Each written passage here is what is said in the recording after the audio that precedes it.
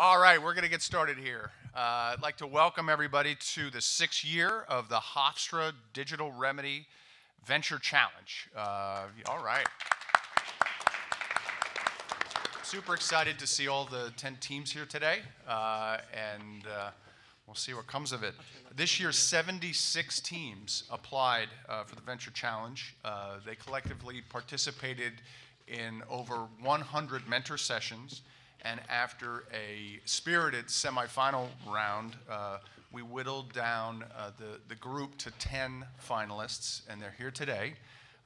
We've seen them working night and day, spending countless hours on their pitches, and I see them all nodding, so they know they know that really means night and day. And we're really excited to see them here today. Why don't I go over the format? The format, I think the teams know this, but each team will have 5 minutes to pitch. That's a hard stop at 5 minutes. And then we will have questions and answers from our judges for up to 3 minutes. So 8 minutes total. We're going to move this along because we have 10 teams, and 8 minutes times 10 is 80 minutes. I got that math done. So I have to mention that we have, again, received a wonderful, generous contribution from Digital Remedy, $75,000 in prizes, prize money, and in-kind services from Digital Remedy that includes space in their incubator, marketing services, mentoring support. That's the first year we're doing that. We're really excited for the winners who will have that opportunity. First place is a package of $42,000 worth of cash and prizes. Second place, $21,000 in cash and prizes.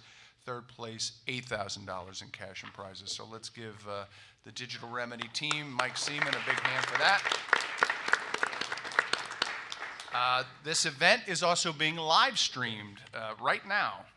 And the people watching will have the opportunity to vote. We'll give you the instructions at the end of all the presentations, because we don't want you to cheat and get in there and vote before you see all the presentations. And we're going to have a $500 People's Choice Award. So please vote. And those of you who are here live in the audience can also vote on your mobile phone. So we will, again, provide you instructions for that.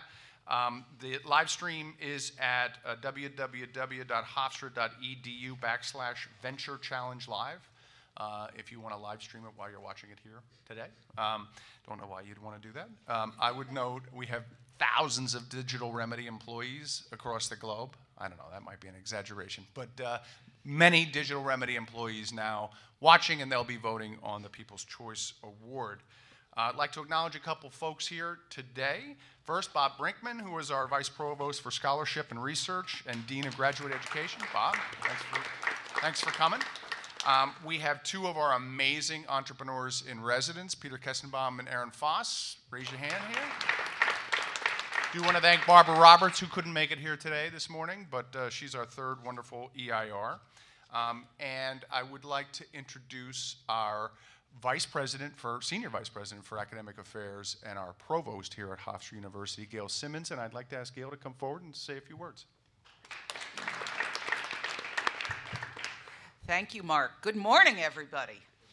Yeah, they had some great music on earlier trying to wake us up, but now the moment is here and we have to be really wide awake.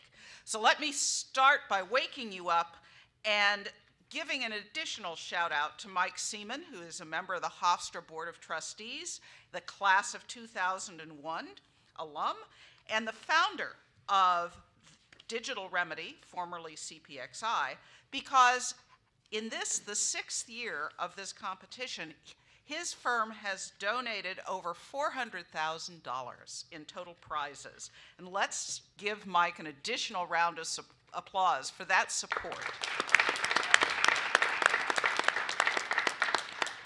One of the things that delights me about this event is that this event and all of the things that lead up to it demonstrate that entrepreneurship is alive and well at Hofstra, and it is for everyone at Hofstra University. If you look over the past years of this competition, you will see student participants from all over. Hofstra University. Today, you'll see students from arts and sciences, students from business, students from law, students from medicine. We have had students from all over, and we even have had students who are part of our NOAA program, which is a program that's existed for over 50 years at Hofstra. This program, this competition is for every student, and it shows that anyone, if they have the passion for it, can be an entrepreneur. That makes me incredibly proud, and I think it is part of what's in the DNA of Hofstra University. You can take a great idea and turn it into something wonderful. The Center for Entrepreneurship, which has sponsored and grown this event for the past number of years, has been internationally and nationally recognized in the past year, receiving the Outstanding Emerging Entrepreneurship Center Award from the Global Consortium of Entrepreneurship Centers, and has been selected by the U.S. Economic Development Administration for its prestigious I-6 Challenge program to launch a new program called Healthcare Entrepreneurship Community Challenge. This is an enormous accomplishment on the part of a very young center, and I would like to give a round of applause to Mark Lesko and his team for the work that they have done to get our center so far, so fast. I want to wish best of luck to all of the students who are competing today. It's a great honor to have the opportunity to foster your growth and development in entrepreneurship, and I'm sure that whether you are among the top winners today or not, we're going to know your name for some years to come, because if you've got that spirit, today's challenge is just the first of many that you will overcome and thrive through. Thank you all for being here, and now without further ado, let's get on to the competition. Thank you, Provost Simmons, for those kind words. I'd also, the people that actually do the work at the center are Stacy and Sharon. Let's give them a big round of applause. I'd also like to recognize Vice Dean of Continuing Ed, Colleen Slattery in the back. Thank you for showing up here today. All right, so now I'd like to introduce our judges, and I'm going to start with Mike Seaman, who's already been recognized, but I would note that Digital Remedy, his company, is a digital media solutions company. As mentioned, he founded that company, co-founded it in his dorm room at Hofstra, at least that's the legend. And he's been awarded American Marketing Association's 4 Under 40 Award in 2015 and Smart CEO's Future 50 Award in both 2015 and 2017. Mike, would you mind coming forward and maybe offering a few comments to our participants? Let's give a hand to Mike Seaman.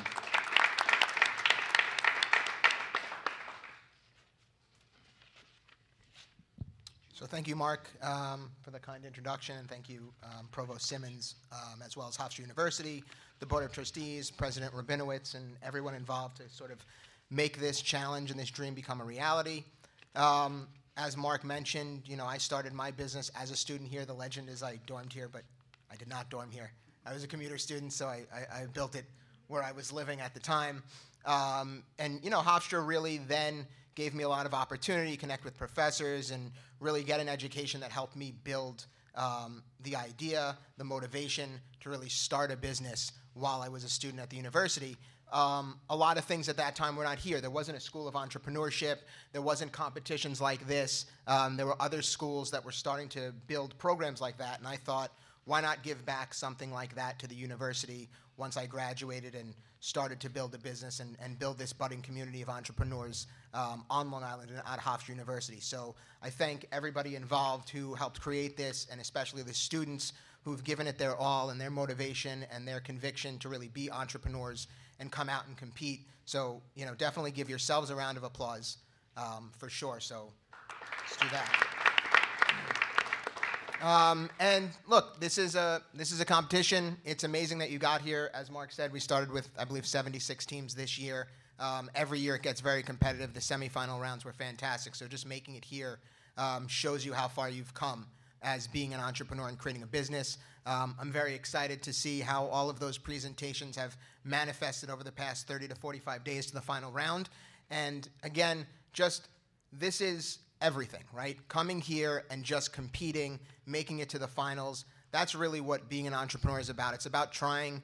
It's about having the conviction to continue on no matter what. So whether you win or lose, just have that sort of passion, have that pride in yourself for what you've done here, just coming here and putting a presentation together and building a business. That's what it's all about. And it's about constantly, no matter how many times you get knocked down, doing that next pitch, going and building that next idea and continuing to compete in the world of business. And so very healthy congratulations to all of you for doing that. And once again, thank Hofstra University and everyone involved for making this a reality. Thank you. Thank you, Mike. So I'll change the legend. He founded the company in his car in the parking lot. All right, we've got an amazing panel of judges, all good friends of Hofstra University. Let me briefly introduce them. We're getting close, so get yourself ready. Our next judge, I should say, is Bob Hussey, who is a member of the board of directors of Digital Remedy. Let's give Bob a round of applause. Bob's had a storied career in business, a seasoned executive. He led the IPO of Pop Radio Corp., which became the country's largest direct broadcast satellite network. Received his MBA from George Washington University and his undergraduate degree from Georgetown University, and he serves on the Board of Regents at Georgetown. So, Bob, thank you for joining us here today. Next judge is Noelle Goddard, who is fund manager at the Accelerate New York Seed Fund, where she manages the fund. She's led a number of tech startup companies. She's a PhD from Rockefeller University, did a postdoc at Harvard Med School, and served as an assistant professor of physics at Hunter College in the Cooney system. So let's give Noelle a big round of applause. Next judge is James Droskowski, co-founder of WorkRails, legendary entrepreneur on Long Island and in New York, Hofstra alum, former entrepreneur in residence at Hofstra. He's been involved with software startups for over 20 years. He was part of the leadership team at a company called WorkMarket, which is really one of the amazing success stories on Long Island in terms of entrepreneurship. That company was recently sold to ADP. He was one of the early team members at Agency.com, which became one of the largest interactive marketing agencies in the world. Let's give it up for James Droskowski. And last but not least, another legendary figure in the business community on Long Island, Kevin Hesselberg, who is the CEO of the Gemini companies. Prior to Gemini, Kevin was CEO for Primetics Financial, and a huge company on Long Island that literally he grew from a couple dozen employees to many hundred, and grew revenues astronomically at OpenLink Financial, which is a leading software developer of financial, energy, and trading and risk management solutions. He also is a former entrepreneur in residence at the Center. He's a member of our advisory board at the Center for Entrepreneurship, and just an amazing guy. So Kevin Hesselberg, thanks for being here today. All right, let's get the adrenaline pumping. We're getting close. All right, so let's get into some of the mechanics of today. Again, you're going to have 5 minutes. The timer is up here at the desk in front of Stacy. You can either present at the podium. You have to be on mic, because if you're not on mic, the live stream audience can't hear you. If you want to walk around, we've got a couple mobile microphones. The clicker is right here at the table. When you're done with the clicker, why don't you put it on the podium, and then the next team can come forward. When you see me hovering over here during Q&A, you know we're almost done. I do want to give a shout out to Barbara Roberts, who just joined us. Barbara, thanks for being here. Are we ready? Are we ready? All right. Our first participant in the Hofstra-Digital Remedy Venture Challenge is Attorney.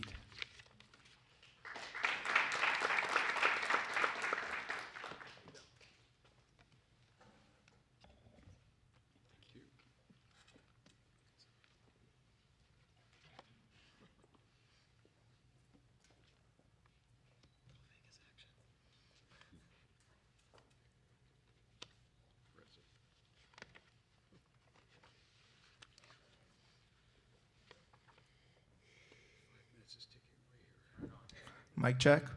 I've always wanted to do that.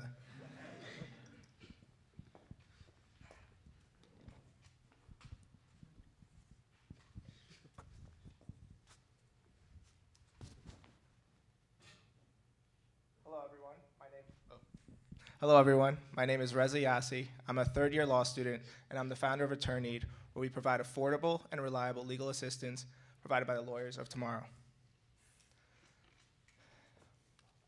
So that's me. And on paper, I'm pretty solid. I get good grades, and I have pretty good in-school experience. But I've been having a hard time finding legal employment, and it's because I'm lacking in the firm experience. So over the last 3 years, I've been working on getting more firm experience. But the more and more I worked on it, the more I realized that the legal hiring system is fractured, and I'm not the only one. You see, 97% of graduates report needing on-the-job training, with another 44% reporting having extreme difficulty finding employment. And the small and mid-sized firms are suffering as well. You see, they don't have access to the elite talent. They can't afford to make hiring mistakes. They don't have internal training programs. And they have a lot of grunt work with no grunts to do them. So how do we solve the problem of students lacking experience and hardships finding jobs and employers lacking resources? Well, through Attorneyed, where we connect law firms and law students through assignment-based virtual internships. Our fully functional website is up right now. You could go on, purchase a service, so if you need an intern for 20 hours, and with one click, that's when we get to work. So what do? Well, we vet the students, take care of the legalese, we do the matchmaking, we do payment processing, and we ensure a fair transaction between parties. And we handle any disputes that arise. So of course you're probably thinking, how can I trust the quality of work? And I have to admit, we can't handle every issue. If you're presenting in the Supreme Court and you need a motion written, that is not the assignment you outsource to Attorneyed. However, we do go above and beyond to vet our students. So not only do we look at class ranks and legal writing and everything else that normal legal employer would look at, but we take it a step further by implementing a rating system, a money-back guarantee, and a dispute resolution system. So now that I've told you what Attorneyed can't do, let me tell you what Attorneyed can do. So employers can use us in a lot of ways, but one way is through increasing their legal scholarship to increase their legal notoriety. Another way is to increase their legal blogging, and which would increase their client base. They can take on more pro bono cases and outsource the grunt work. One of the really cool features is they can find interns and associates through our website. So this way, when they're looking for associates and interns, they could stay profitable. Finally, we can help attorneys take on more contingency cases, and we can help them maintain their billable hours by outsourcing the non-billable work. So the benefits to students are pretty obvious. They get hands-on training, and not like today where you only get hands-on training 2 months out of the year, but all year round. Further, they get compensated, and they get to network. And we think this is the best kind of networking because it's work-simulated interactions. And finally, our ultimate goal is to provide every student with a path to employment. So we do have competitors, but they don't live in the legal field. They work with undergrads and business students. And there are legal outsourcing websites, but they're just far too expensive for small and mid-sized firms to use. Attorneyed is the only company that is equipped to handle the legal problems and is not just affordable, but profitable for the small and mid-sized firms. So our revenue model is pretty simple. We take a 25% transaction fee off every interaction, and then we take a finder's fee of $500. This deters us from hoarding our student list, but it also deters clients and students from taking their relationship offline. And then we have a $2,000 finder's fee for connecting employers to associates. So we estimate that a law firm is worth around $2,000 to us. That includes if a law firm gives us one assignment, a little bit more than one assignment a month, and then the finder's fee and the intern's fee. And then we have a very large market. We have 50,000 law firms and 44,000 students. So we put those numbers together and we calculate that if we can capture just 1% of the market, we could be making around $1 million in revenue. And if we could capture 5%, it'd be $5 million, and 10% would be $10 million. So our timeline is pretty simple. We launched on April 1st, so we're a very young company. We did a student outreach on the 4th, and we already have 19 students from 4 different schools. We did a firm outreach on the 8th. I got my first student rep from Toro on the 10th, and we got our first customer on the 17th. So I want to thank you guys for listening. We understand that we're a work in progress, but we think we can revolutionize the legal hiring system and give a competitive edge to small and mid-sized firms. Thank you. All right, we have 3 minutes for questions. Judges, you have any questions? Sure. So I know you've thought about it, but I don't clearly understand the risk of circumvention between the law firm and the student. So after you first make the match, you mentioned about the $500 finder's fee. Can you explain who gets that, who gets paid that, and how you're thinking about to prevent, after you make the match, the students and the law firms just working together? Yeah, well, we want the students and the law firms to move on, and students have part-time internships that they go into the office. We want to lead them to employment, but we also just want to be rewarded for making that match. So once an employer makes that connection and brings the student in, that's when they would be charged $500, and that would be within our user agreement the first time you purchase a package. So one of the most important things that that an entrepreneur usually focuses on very quickly is what is his cost of goods. And I was surprised to see your revenue model, but it didn't have a particular like per candidate cost involved in acquiring that candidate, vetting that candidate, and marketing that candidate. That's a really important thing for us to know as potential investors and entrepreneurs. So that model would have been very important to see. All right. I mean, I've been doing all the work myself right now. I'm a one-man team. I develop the website. I do the vetting. I'm checking out the resumes. And part of why I need this investment is because I have to study for the bar exam this summer, and I need interns. And I need people who can help me do that. And I don't know the price yet because it's just been my time. Mm-hmm. So once I do know that price, then I could better elaborate on what the model would be. Great. Thank you. Could you please discuss the dispute resolution part of your business? Oh, yeah, of course. So once we receive a payment and we make the connection, we hold the money in escrow. And once the student is done with the assignment, he sends us a sample and we send it to the employer. Now, the employer, if he likes the sample, can approve, and then we process the payment. Now, once the employer gets the full project, he can further take it another step further. And even though he was happy with the sample, he's not happy with the full job. So he would start a dispute process where then we would step in and resolve it based on what we think is fair. Hi, you noted this is virtual, so were you anticipating virtual work as well? Because, you know, if I'm doing business with a law firm, I want to know all my information is being kept confidential, which means requires lawyers to be working in the same office together. Have you considered that in how you're going to match people together? Because geography is going to become important. Well, when I did the research, the first thing I did was the legal aspect of it. And what you need for an intern to work for an employer is supervision. And I've come to the determination that supervision could be just an employer looking over the work, because that's what really happens at a law firm. There's no lawyer standing right above you looking at your work. It's just that you submit your work to them, and then they have to review it. And once it's reviewed, that is the supervision. So I don't think there's a big difference between if you're in the office or if you're not. All right, thank you very much. Great job. Give it up for attorney. Okay, our next participant, we're actually, the clicker's up at the table, not at the podium.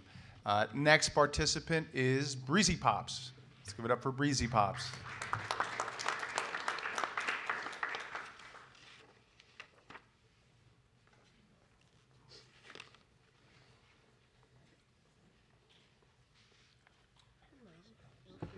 Sweets? Thank you. Thank you. No problem.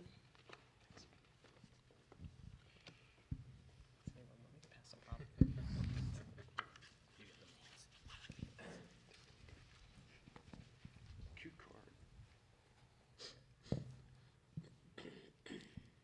Have you ever seen that kid with cake smothered all over his face?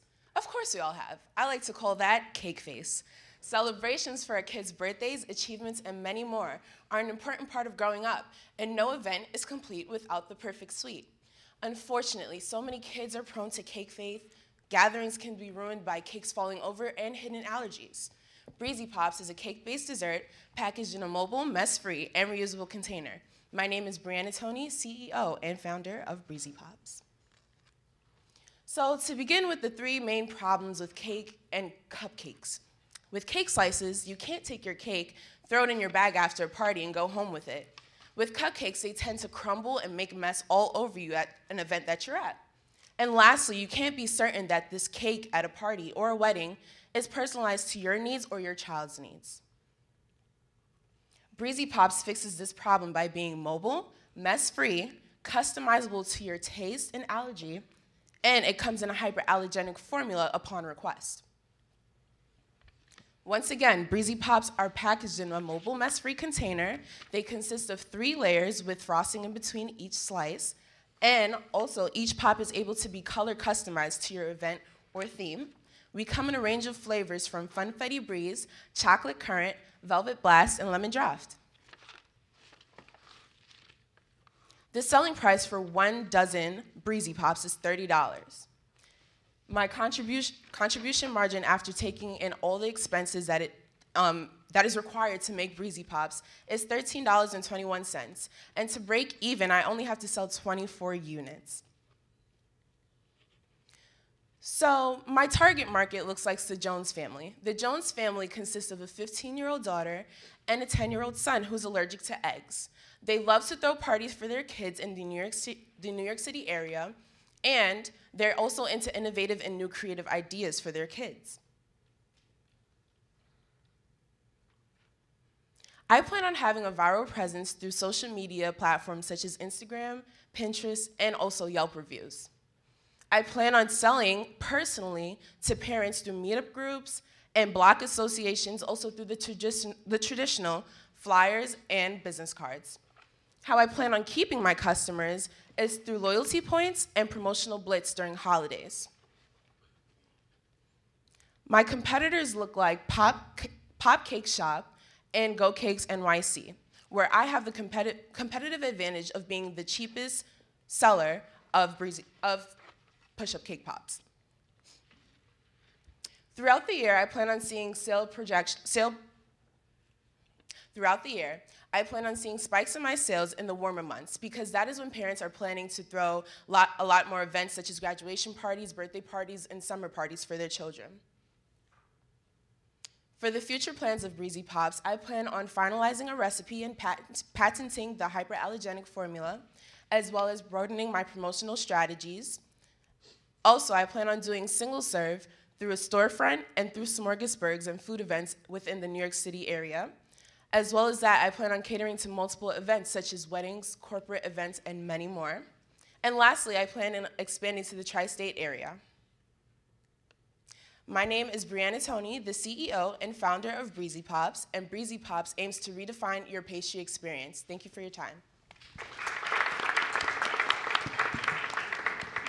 Okay, judges, do you have any questions?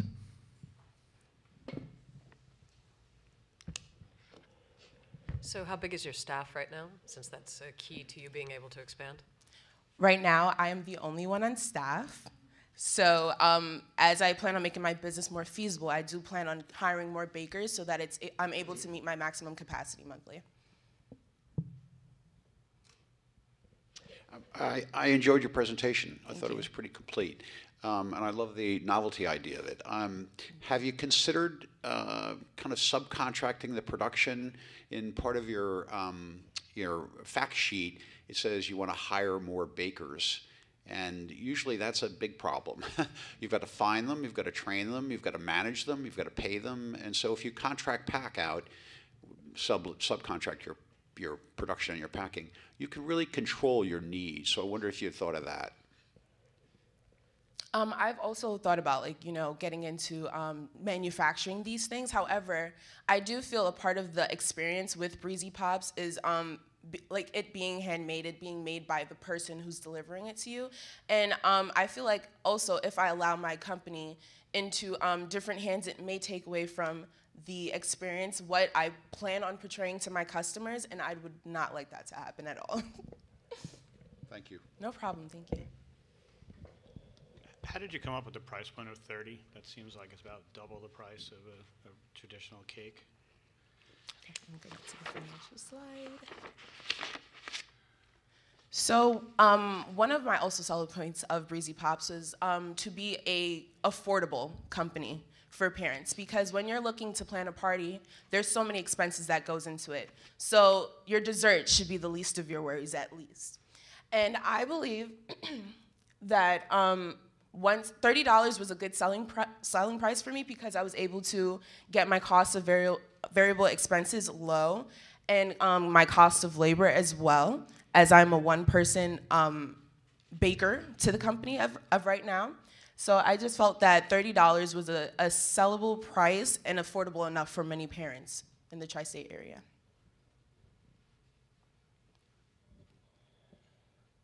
From a long-term perspective, is this something you envision growing to a large company with lots of baked goods? Is this something a personal passion you just want to do in the local area? What's as you look farther out?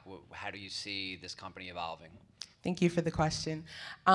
So I was a young baker around the ages of 6 till like 13, just watching my aunt in the kitchen, and I was so interested in seeing how she made these goods. And I started baking on my own for like class events and holidays, just giving out items to my friends.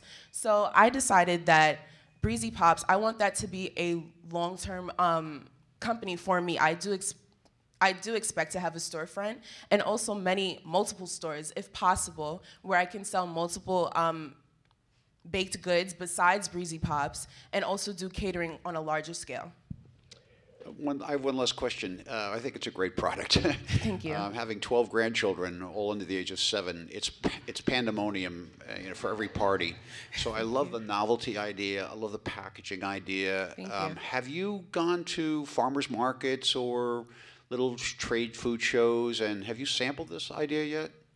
I actually was looking into, so I'm from Brooklyn, New York, where food is pretty much a big deal out there. So we have a lot of food markets. We have a lot of farmers markets that are out on the weekends. And I was also looking into getting my product, how can I get my product on those tables? What can I do so that I'm able to build a customer base before I launch with a storefront? Because to retain customers and to make sure that you have people coming in the door so that your company keeps growing, you have to have a stable customer base. So I was planning on definitely this summer getting out there, putting my name out there, and making sure that I build a customer base before I move forward. Thank you. Thank you so much.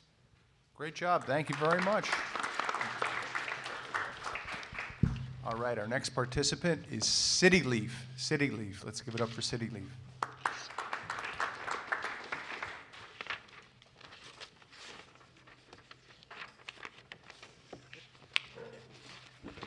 Thank you.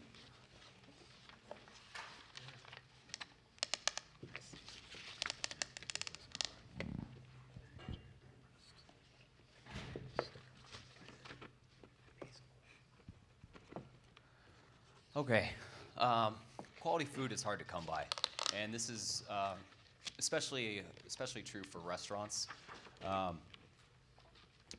So what I've decided to do, I started meeting with a lot of chefs and restaurant managers, and they expressed how difficult it was to source their food on a consistent basis. But before I got into that, I was in the U.S. Coast Guard as a helicopter search and rescue flight mechanic. And my last duty station was in Hawaii. And if you haven't been, it's beautiful. There's no winter. That's where I learned to grow my own food. And from there, I was able to grow year-round. And just because I moved to New York, it wasn't something that I wanted to stop every season as the seasons changed. So I started farming. I kept growing my own food. And as we met more and more restaurant owners, we really found a demand. So I decided to build my own farm. Right in Massapequa, I took an old warehouse, emptied the space, gutted it, repainted it, and I built a prototype. Now I grow basil, kale, and all kinds of leafy greens and microgreens for the local restaurants. And now in the military, systems are in place to kind of keep things moving like clockwork. Helicopters can't fly without them either. And by applying that to indoor farming, we've automated the systems, we've controlled the environment, And because of that, we can grow every day of the year, just like in Hawaii, no winter. You can monitor it from anywhere. The system is largely, you can have great control over it. You don't have weather impacts. Currently, we've invested $25,000 developing the process, proving the concept, and purchasing equipment. We need future investment to increase our productivity and start generating revenue. A member of the Farmer Veteran Coalition, we're using our greens to hand out samples for restaurants. We've gotten a lot of great feedback, and we're having them sign up for future purchases. My wife is also a chef and a student here. She uses our greens for her clients as well, all to great fanfare. We have competition. Arrow Farms, Square Roots, and Gotham Greens are among our biggest. They've all received a great amount of funding. However, they're focused on grocery stores, and we're serving restaurants. In 12 months' time, we're looking to expand into a bigger facility. It'll be about 2,000 square feet. It'll employ 2 people, and it's 100 times more productive than farmland. It's profitable, and it's sustainable. An overview shows about what we can do, what it will take, and what we can do with it. But the biggest benefit comes from the improvement in productivity due to scale, and that'll take us from $80 a square foot, where we're at now, to $270. And that's really why we're looking to expand into the bigger facility. We have options for the investment sources, for funding sources, private capital, USDA loans, SBA loans, leases, and more. And this doesn't stop right at restaurants either, right? Restaurants or grocery stores, really. There's 500,000 restaurants across the country. So this is really a market where they need to provide consistent food. Every year they have to constantly change their menus because they can't get the consistent food that they need. So this is a way to help them with that, and in turn serve it to customers that eat. So this is an emerging market, and we feel this is the time to get started on it. Any questions?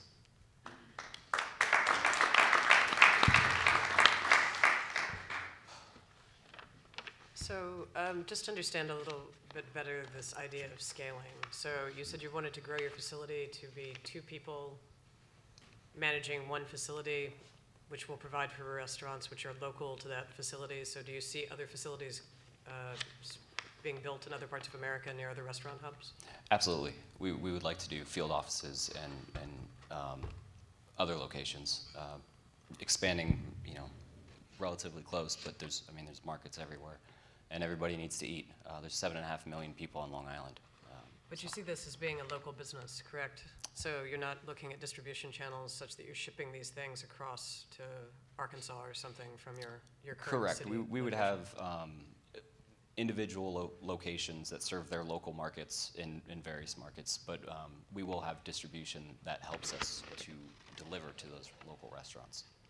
So it seems like, unless I'm confused about the idea, it seems like you're talking about a disruptive model. Correct. Right? You're disrupting the farming community.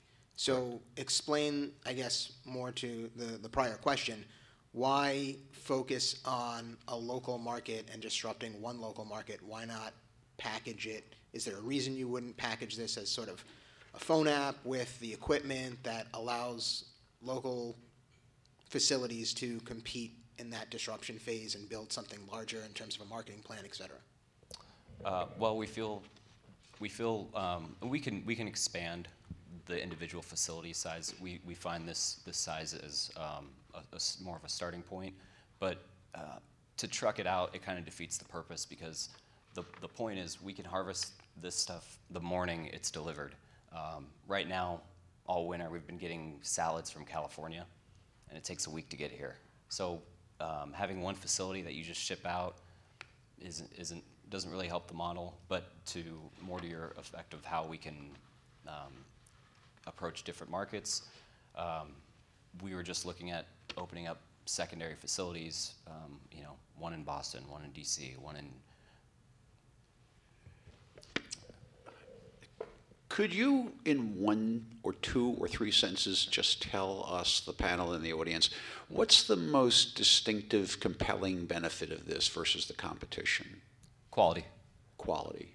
We deliver as soon as you harvest.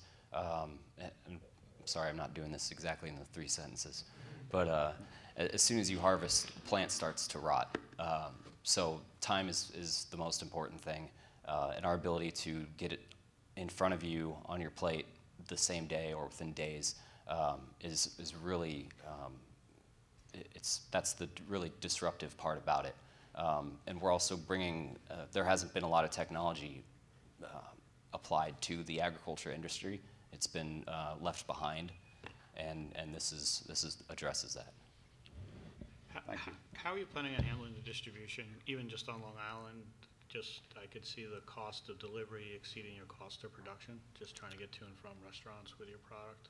Well, currently it's just myself. I load it in the car and drive. But we have relationships that we're working with distribution, and through them, orders will be placed through a distribution company, and we bring everything to them. And from there, it can be delivered that day or the next day.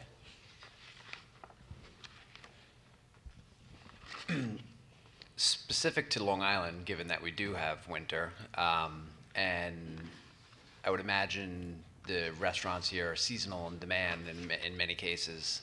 So how do you handle the kind of ebbs and flows of what the local Long Island restaurant kind of needs would be? I would imagine, you know, the Hamptons in the summer is going to need 10 times the capacity of what they're going to need in the winter. So how do you manage that? Well, as far as the increase in demand, we work closely with the chefs. If they need something, we will be able to grow specific crops. We can change throughout the season. It doesn't have to be basil or kale. We can grow Swiss chard and other crops. And as far as the seasonality and the demand, I mean, basil. I mean, Italian food is one of the biggest foods eaten in New York. So I mean, I don't think we could produce enough of it, honestly. All right. Good job. Let's give it up to City League. Put it right on the table there. All right, our next participant is C Street Letters. Let's give it up for C Street Letters.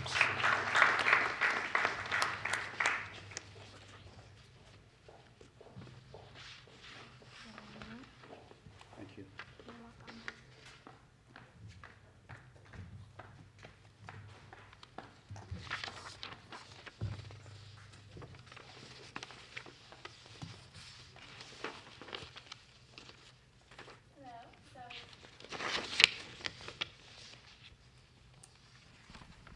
So Mother's Day is coming up, and you want to send your mom, your sister, your wife a Mother's Day card. So in order to do that, you need to get into your car, go to the mall, go to a Papyrus or a Hallmark, pay around $8 to $12 for a card, and then go home and handwrite it. After that, you forgot that you don't have any stamps at home. So you need to go to the USPS store or the UPS store and purchase a stamp, and at this point, you've either lost the card, lost the stamp, or have forgotten about the entire thing, and someone's upset with you that you didn't wish them a happy Mother's Day. So C Street takes care of all of that in the time of a commercial break, and you don't even have to leave your couch. So customers go to our website, cstletters.com, that is supported by Shopify. They can choose from our cards and choose the one that suits their needs best. This is where they can enter in their greeting and the return address that they'd like on the back of the envelope. Then they add it to their cart, which they can add a date that they would like it to be delivered. So Mother's Day is on May 13th. It'll be delivered on May 12th, since there's no mail going out on a Sunday. I'm Brianna Powell. I'm the founder and operator of C Street Letters. I'm an entrepreneurship major with a 6-year background in the wedding industry. I have been advised by my professor, Dr. Richard Hayes, who has connected me with 2 Capital One bankers, which is the entity that I've received funding from the Entrepreneurship 122 course.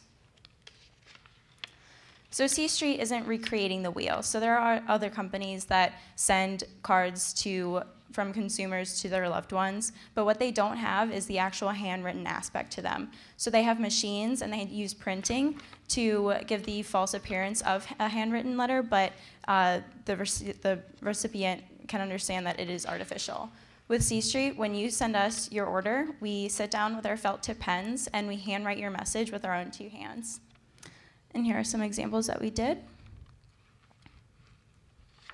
We're a very, very new company. We started the week before Valentine's Day, but since then we've had very steady growth and our customers are incredibly loyal. Over half of them have come back for their 2nd, 3rd, or 4th cards, and we're in the process of acquiring new customers currently. If they interact with us on social media, they get a free Mother's Day card. And everyone in the audience today can try C Street for free by using Venture Remedy with no spaces at the checkout. You can check it in between pitches. So our profit margin is incredible as well. It's 72%, and we're able to do this because of Vistaprint.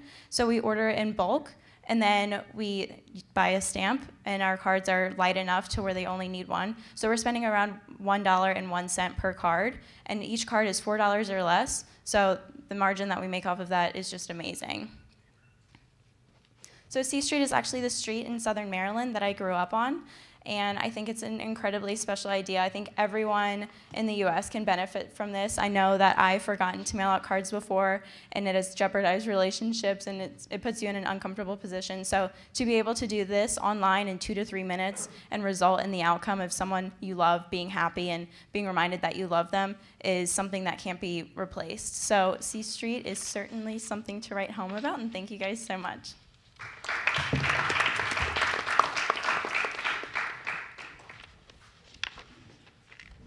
Hi, so could you talk a little bit about scaling? Yes, so with the money that I would receive if winning the course, this pitch, I would be able to hire more calligraphers. So calligraphy is something that's becoming increasingly popular. People are picking up on it at home, stay-at-home parents, high school students, college students. So there's a very large amount of people that would be interested in handwriting cards. So I would be able to hire more calligraphists. I'd be able to add variations of handwriting, and then we'd be able to produce more cards. Can you talk a little bit about the labor model, labor costs? So easy to do right now yourself, factor in the time. But again, from a scale perspective, when you go to hire someone now to write these cards, you envision paying per card, paying per hour. Right. Stay-at-home mom that does this. Give me a little understanding of the labor cost model. Right, so each card takes around 1 minute to 3 minutes to handwrite depending on the length of the greeting. So you're able to chug out about 200 cards a day if I hired someone full-time. So if I'm paying them $15 an hour, that would only increase the card sale around $1. So right now, I don't want the cards to go above $4 to keep the affordability available, but if we had to increase it to $5, that's certainly okay. We're still cheaper than our competitors, and we would be able to produce more cards. So it's such a small amount of time per card that our employees would be able to produce a lot in a short amount of time. Are you anticipating doing same-day mailing? And I will definitely give your name to my sons who always forget their mother. So there you go. So on the website, we preface it with each order will be processed in 2 to 3 business days. Normally, it's way shorter than that. I do that for weather conditions, or it is just me. So if a day is a particularly busy one, it will take a couple of days. But I don't go any longer than 3 days, and I suggest that people order a card a week in advance. The average delivery time is 2 to 3 days as well, so we're talking about 6 business days. So it isn't day of delivery, but that is something that I would look into, expedited shipping if someone was really cutting it close to an event. I think it's a wonderful idea. I have a question about the messaging inside the card. So the scripting is universal in its look? Right, so I do have samples of my handwriting style. It is one style currently. It is a casual script. So have you thought about the issue of the personalization of those cards relative to the handwriting of individuals who are writing the card and to whom they're written? Because there's a tremendous amount of emotional connection between that different handwriting, and I'm just wondering if there'll be a kind of an unfavorable response to the fact that it looks to be an automaton kind of creation. Every card you get, like the birthday, anniversary, holiday, the script seems to be the same, and you're like, why did I get this card again? It looks like there are machines that do handwriting, like blind solicitations that you get, that they try to kind of suggest that it is a personalized, you open it up, but it's not. So you just throw it away immediately. So I'm wondering if that kind of will kind of damage the product's intent. Right. So I have thought about that, and I think that having a card in a different handwriting style is worth more than the absence of the card entirely. So if it came down to that, I think people would still find value in C Street. So being able to hire more people would eliminate that problem as well. So hiring more people and training them to write in a more casual style or even a more formal style. So I'm somewhere in the middle right now. So I do understand that completely. It is a very emotional process, especially if it's coming from someone that doesn't particularly emote very well or very often. So I get the concern. So I think scalability, hiring more people would take care of that. And also, we don't say sent from C Street on the back. We just have our logo on the back of the card. You can see from the ones I've distributed. So we don't really call anyone out, which is nice. There is a little bit of anonymity to it. Do you have any sort of concerns about people who are environmentally conscious, like thinking about reducing paper and reducing needs like that and doing most things digital instead? Right. So that is something that is increasingly popular. When email was, on the rise, people were really excited to get email messages from their spouses and their children and their family. Now that it's becoming so popular, you miss having something to actually hold. So I completely understand the green effort in this, and I'd love to move towards a printer and possibly increase the card size to account for using recycled paper. But I think part of this is actually being able to hold something and being able to hang it up in your kitchen or keep it in a drawer to look at in a few years and be reminded that someone sent this to you. So I think there's a novelty to having it be physical. All right, thank you very much. Great job, C Street. Our next participant is Laudio. Laudio, let's give it up for Laudio.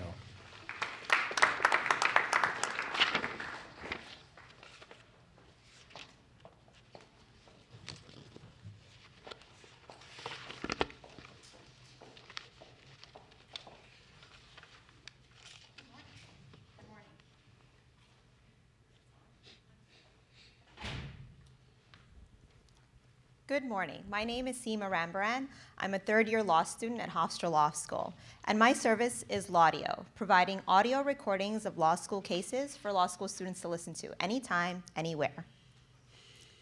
Did you know that every year more than 37,000 people enter law schools in the United States for the first time? And more than 110,000 law school students are enrolled today. But what law school students don't know at the beginning of law school is the amount of reading they will do over the next 3 years. In fact, they will spend so much time reading that they won't be able to do much else. But now with Laudio, law school students can stop reading anytime, everywhere, and instead start to enjoy life by listening to the law. Available now on Amazon and Spotify are audio cases produced by Laudio, and this is what they sound like.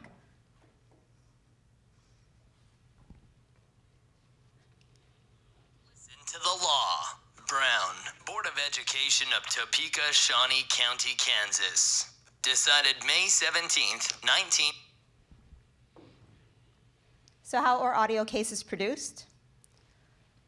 Law cases that are available in the public domain are read aloud, recorded with Laudio's branding, and uploaded to all the major app stores.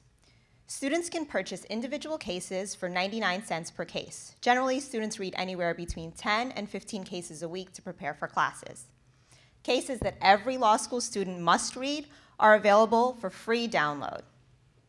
Laudio is also available by subscription. For as little as $30 a month, students can download an unlimited number of cases. And for a few dollars more, they can unlock premium features, such as case summaries. By providing case summaries, we're setting ourselves up to partner with legal service providers such as LexisNexis and Westlaw. So how do students find out about Laudio? It's a common practice in law school to Google the cases that we need to read. This common practice is Laudio's advantage.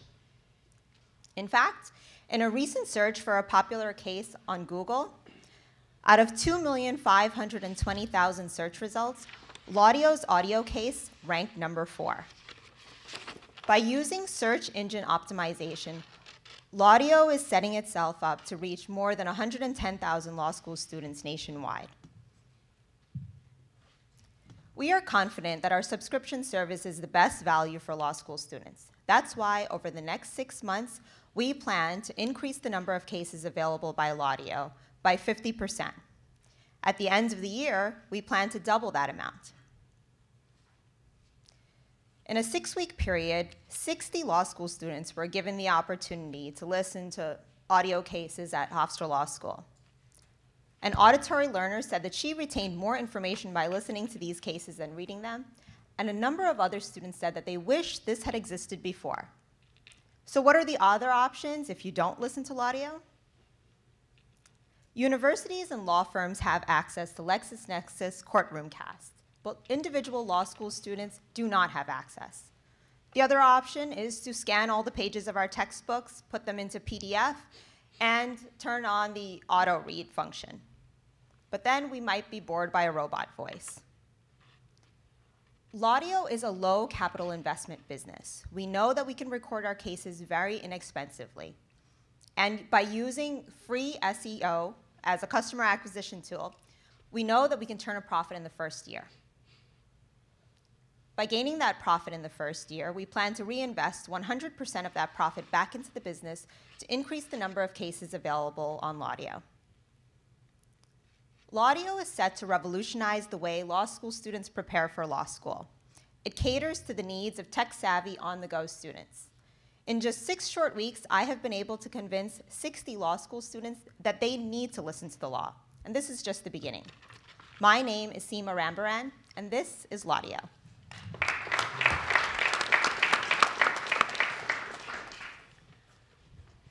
So that's a very nice product that you've developed. However, I'm curious if LexisNexis has the same cases that you have, what's to prevent them from deciding to just use your subscription model for students? Historically, Lexis's customer has been big institutions like universities, law schools, and law firms. And even as a law school student, when we first enter law school, the university needs to sign us up with Lexis in order for us to get access. And a number of law schools in New York, the law schools that I indicated on the slide are just a few, they do not sign up with LexisNexis Courtroom Cast for their students.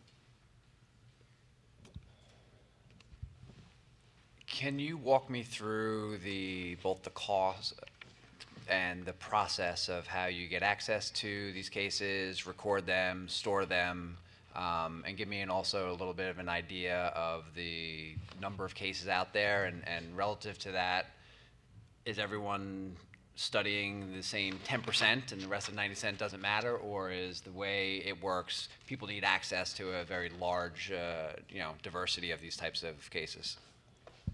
Thank you. During the presentation, I mentioned that law school students read hundreds of cases throughout law school, but there are a core few thousands of cases that every law school student must read, like Brown versus Board of Education. The way that Laudio operates is it takes law school cases, and I've started with the cases for the classes that I'm in. I've read them aloud. I've spent anywhere between 10 minutes and more than an hour reading them aloud, recording them, editing them very briefly, and then making them available to my classmates. I use those for the pilot program. Now I've started using the professional audio services of professionals on Fiverr, and they charge anywhere between $5 and $15 to record, starting with 200 words and upward. And that's the model that I plan to use. I've been experimenting with different voices from Fiverr to see which one works best for our recordings. Thank you. Okay, thank you very much. Great job. All right, we are halfway through. Everybody take a deep breath. Take a deep breath. I do want to thank the folks at the Lawrence Herbert School of Communication for hosting us here today in Studio A. I just went out in the hallway and checked out the live stream, and it looks awesome. I also want to thank Tim Femmel at the School of Comm, as well as the really talented students who are manning the cameras here. They're doing a great job. So thank you very much, and our DJ, thank you very much. All right, we're up to our 6th participant, and that is Medox. Medox, give it up for Medox.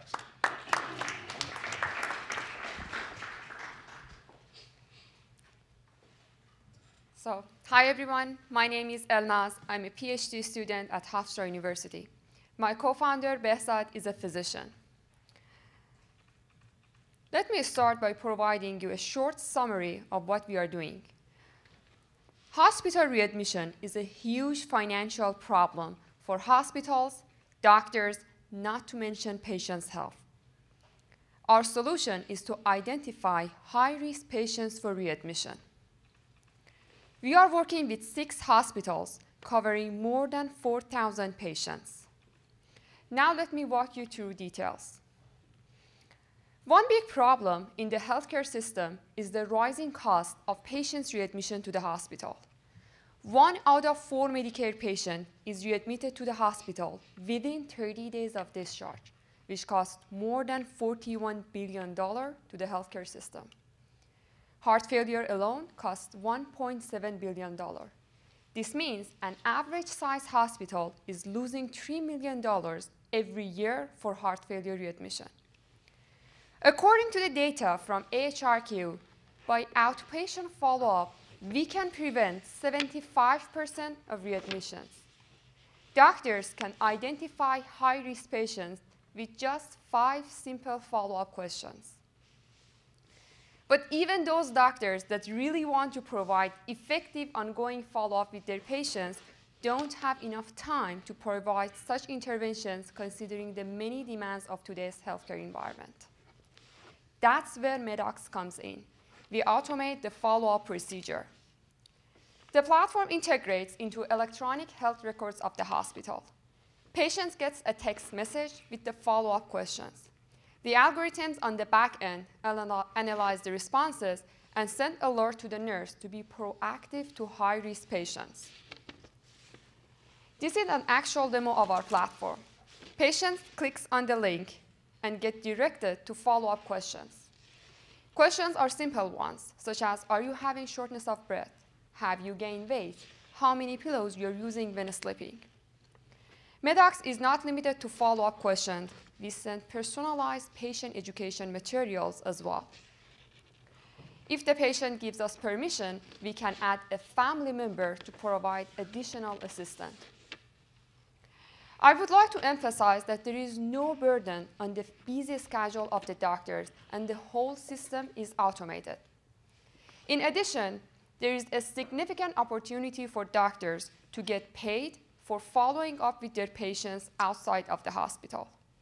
For the first time in 2018, Medicare allows for reimbursement of non-face-to-face follow-up with patients. This new Medicare code allows for reimbursement of $59 per patient per month. Our business model is revenue sharing with hospitals. There is no upfront risk or cost for hospitals to start using our platform. With this business model, the hospital is having 24 times return on investment.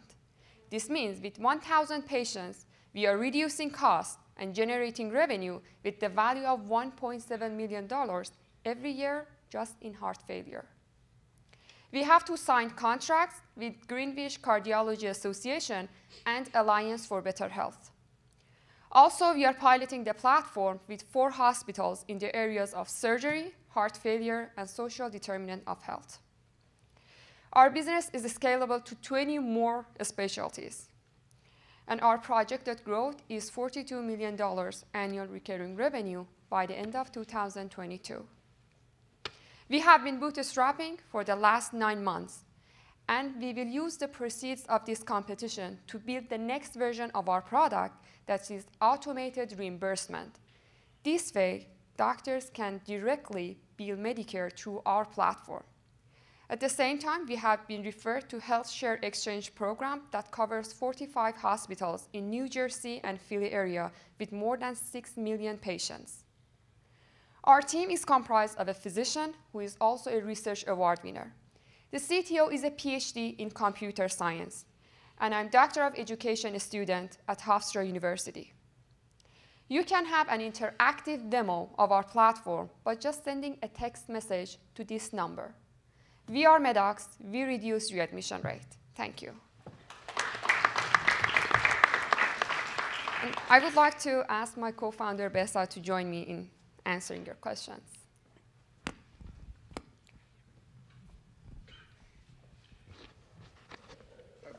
Is there currently in your pilots a connection with the insurance industry for reimbursement? Yes, we are looking into that. We have been introduced to Aetna for a possible partnership with them to provide this service free to the hospitals and get funded from the insurance. And in your fact sheet, it talks about small and medium-sized hospitals. Is your target small and medium-sized hospitals or hospitals with 6,000 admissions? Yes, so we are targeting 2,500 hospitals that are already getting penalties for these readmission rates. Mm-hmm. And does this, how does this this product you're describing, how does it reduce the time that doctors spend with their paperwork? I happen to have a daughter who's a cardiologist, and it's a major, it's 2 to 3 hours a day that they're spending on their paperwork post their handling a patient. So is there a fact on that point? Yes, this product reduces the work for both the physician and the nurse, and it reduces the number of phone calls that they have to make. So on average, it saves 1 hour to 1 hour and a half of the time of a nurse in day basis. So can I just give you what the doctors or cardiologists are right now doing for following up with the patients? This is the way that the nurse picks up the phone and calls the patient for follow-up questions. But this way, they can do it, as an automated format, at the same time get reimbursed for providing this non-face-to-face follow-up. So I'm curious about the use of your product with elderly patients. So you have this idea of younger family members assisting, or perhaps home care assisting with your product to be used in the elderly. Have you done market research in the geriatric population? Yes, so our first target, which is heart failure, patients are over 50, and for Medicare over 65. That's why we have this option to add additional family member to help them. But right now we have over 85% response rate to the text message, so that wouldn't be a problem for us. Do you have an algorithm in the back end that helps doctors identify high-risk patients based on the answers to your questions, or are you just providing the raw data? No, we do analyze the answers, and we have thresholds for that to do the calculations on the risk assessment, and that can be customized by the physician. So each physician usually has some thresholds. There are standards, we use those standards, but physicians also can customize that algorithms.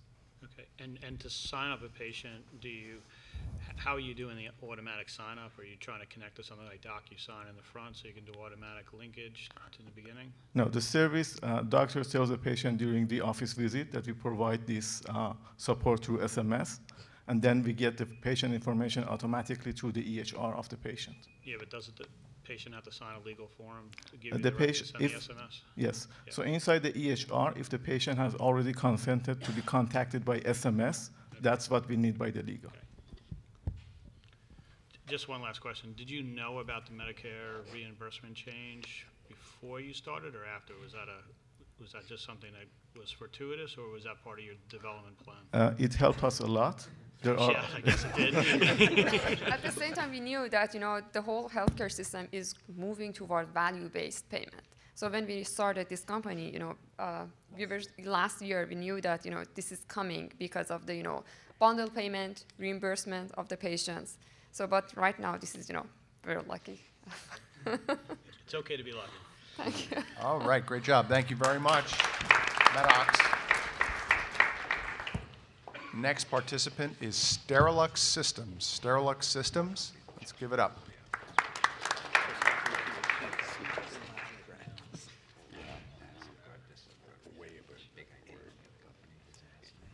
Hello.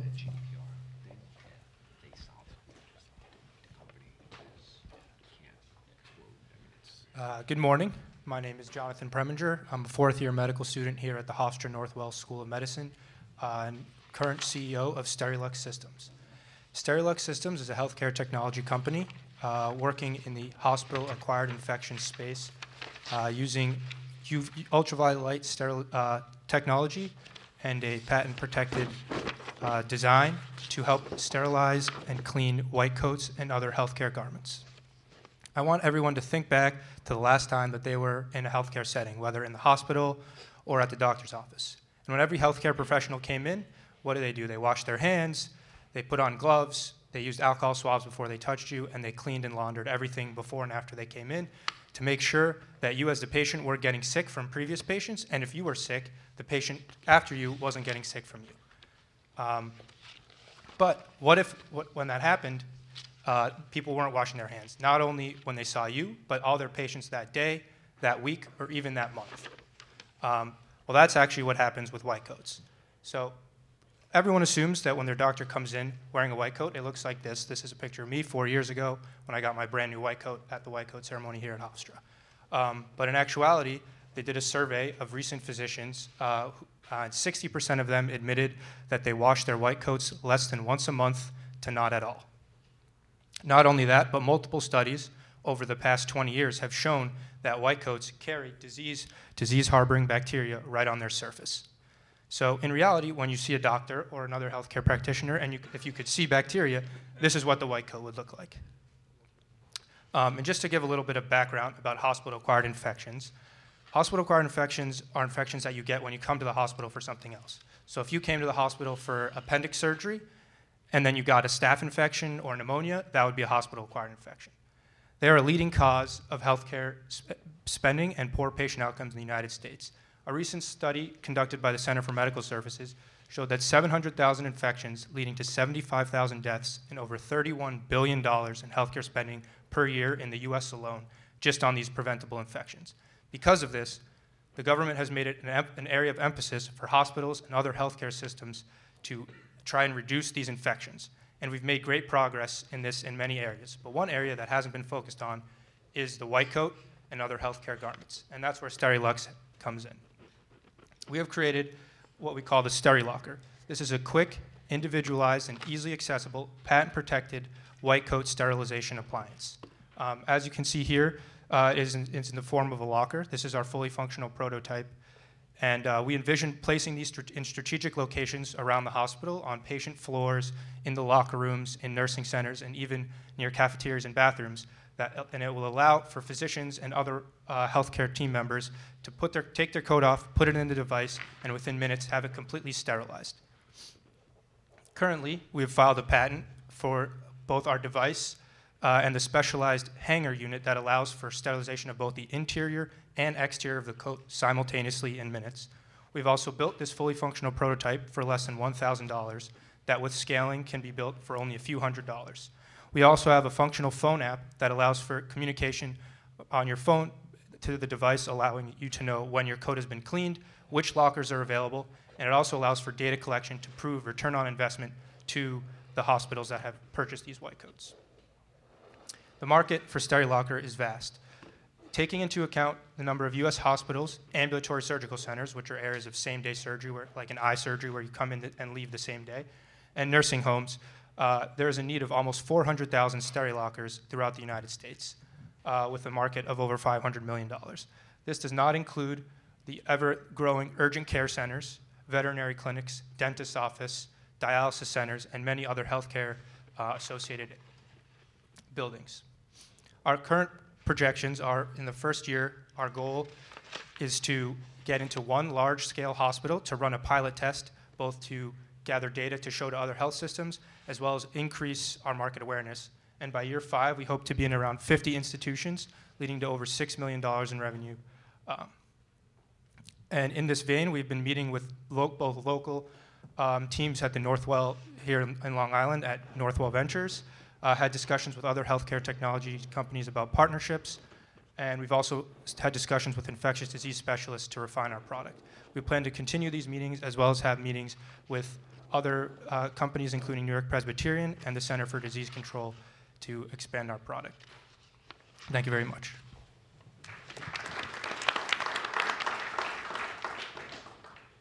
Very nice. So could you tell me a little bit about the workflow? So this takes a few minutes to sterilize the coat? Yeah, absolutely. So Basically, one of the major problems is that even though laundering is available to clean white coats, physicians don't use them and other healthcare workers, because they're in the basement, they're inconvenient. You have to take out your stethoscope, your notes, and everything like that. But this allows using ultraviolet technology, which is proven to work and is used throughout the healthcare industry, that you put your coat into a locker that has, I can show you some of the interior is lined with hydroponics reflective material, and the locker is lined with ultraviolet light sources. It has a specially designed hanger that has light bulbs in it as well.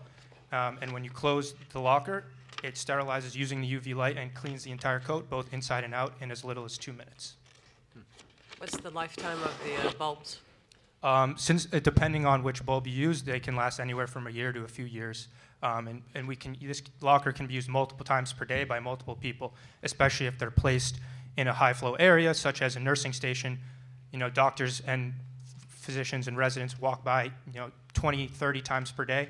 And in between, especially sick patients, they can stop while they're writing their note, put it in, take it out, and the second it's available, the push notification tells you, and then someone else can go in and use it. So it's reusable. But they're disposable lab coats already, right? There are disposable lab coats, yes. However, physicians generally don't use them. They're only used in surgery. Specifically because it's very inconvenient for them to take out, the same as the laundering, take out everything, all their notes, day to day. I think the concept makes a lot of sense, and lacking any sort of background in kind of hospitals or equipment, I would have to imagine there are some regulatory requirements to be met for equipment that needs to be in a hospital setting. Can you just talk a little about what your understanding is about getting a piece of equipment like this into a hospital, and how you go about both cost and process to go through that? Absolutely. So there's a lot of regulatory bodies to make sure both the efficacy and the safety of the device used is very high. And that's why we've been in discussions with other technology companies that have gone through this process to make sure that we can streamline it as efficiently as possible. However, we're very confident because ultraviolet light technology has already been approved for other uses in a hospital. So the groundwork has already been laid, so it will not be as big of a challenge as previously. Have you a third-party lab testing of the efficacy of the product? So that is what we would use the investment for, is to be able to get funding a study to prove that it is sterilizing all of the bacteria. We have already done our tests using Petri dishes and things like that to show that it kills bacteria. Also, ultraviolet light technology has been proven for many years in other aspects. It's used to sterilize our groundwater and things like that. So we would like to do an official test. Also, I missed, is it a product patent or a process patent too? Product. Product. Is there recurring revenue component to this model? Yes, so the big recurring revenue is what we will establish in terms of data collection. So we'll establish that you can see by user how much you use the device, how much your infection rates are decreasing. This will prove to hospitals and other healthcare networks that you are actually getting return on your investment. This will hopefully, with the government, allow them to say, okay, well, now we have proof that this works, so now every hospital should be using this because it's reducing infections. Yeah, I guess the basis for that question is there a quality of white coat that the industry subscribes to, or is every state and county and whatever have a different supplier of white coats? Because if you had a unique white coat that retained the antibacterial aspect of it, it would seem that you could sell the unit and sell the white coats too. Yeah, no, absolutely. There's not one standardized white coat. You can purchase them from various distributors, so there is the option for that as well. Thank absolutely. You. So just to be clear, the revenue model is actually to do a long-term subscription basis, maintaining the units, or is it to manufacture and sell the units? That was unclear to me. It's both. So the actual revenue opportunity that we have listed is both the sales of the lockers, as well as we estimated about 10% of sales in terms of constant feedback, in terms of providing data services and maintenance and things like that. Okay, thank you very much. Great job. Thank you. All right, Sterilux Systems. The competition's getting white coat hot. Oh, had to go there. All right, next participant is Tech Swap. Let's get Tech Swap up here.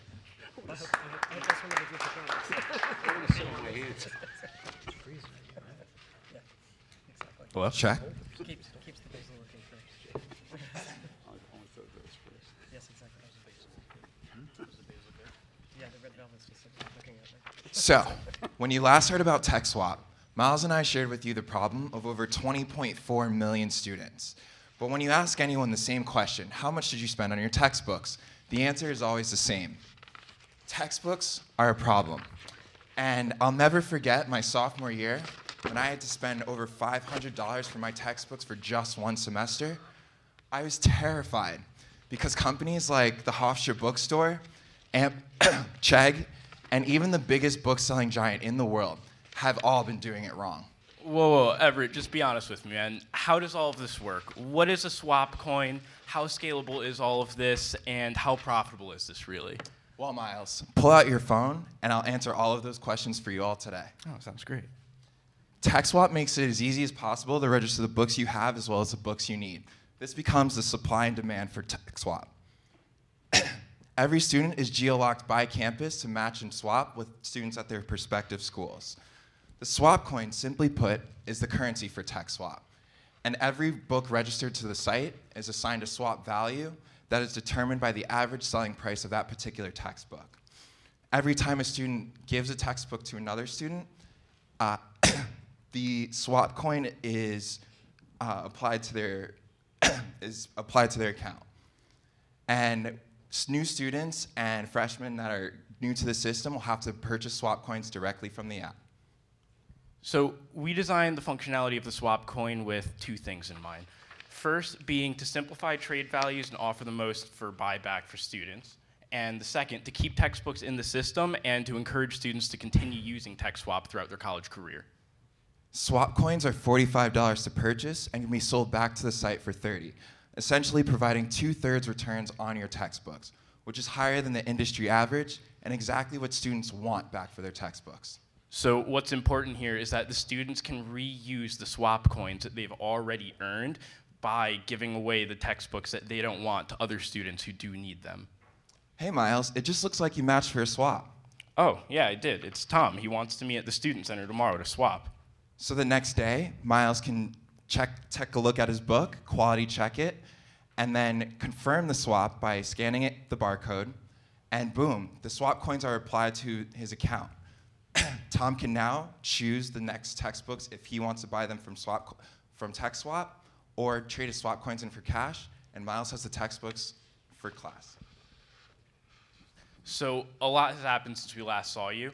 We have the next 2 months of our marketing planned out as we're getting ready for buyback season, where more students are going to be looking to get rid of their textbooks. We also plan on using the students to grow. We're going to rely on the student ambassadors to grow from the inside out, and they'll work and grow with us as well. We already have plans for additional streams of revenue set, and our team is only growing. So sharing everything that we have with you for TechSwap up to this point has been exciting. But again, we see a huge opportunity here with Digital Remedy. We believe that the way that new generations are consuming content is going to change the way that students are learning. So when it comes time to bring in new ideas like swap stops, targeted advertising, and brand messages in line with learning, we believe that we'll be able to create a huge impact and make TechSwap the great company that we're designing it to be. So while we've been doing this, Everett and I have had to look at a lot of other companies to see what does and doesn't work on the road to success. And while it's still an ongoing journey and we are learning, one thing that we found out is that values have a lot to do with bringing the employees and the community together. So these are the 4 values that we outlined that make us great and the 6 pillars that they stand on. And when you compare this to the other small and memorable textbook sellers online, this is really what's going to set us apart from the competition. So TechSwap answers a problem that has been giving students nightmares for decades. And with all of the other solutions out there, it's no wonder that even the government has been trying to find out ways to combat this issue. But we're excited to say that we've come up with the new way to get your textbooks. And with this in mind, we believe that no student should ever have to sacrifice the quality of their education based on their financial status. And we're building a system by students for students, and that's how we know that we have a great idea. I'm Miles, co-founder and chief people officer of TechSwap. And I'm Everett, chief executive officer and founder of TechSwap. And we are TechSwap. Give textbooks, get textbooks.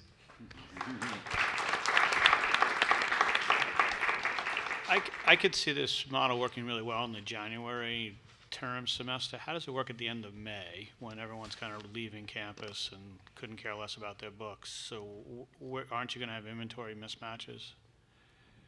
Well, what happens is the students that aren't going to need their textbooks anymore can have the option to buy back. So their textbooks would stay in the system and they could just get their money back and they would receive 60% of what they initially invested. But where are the books going?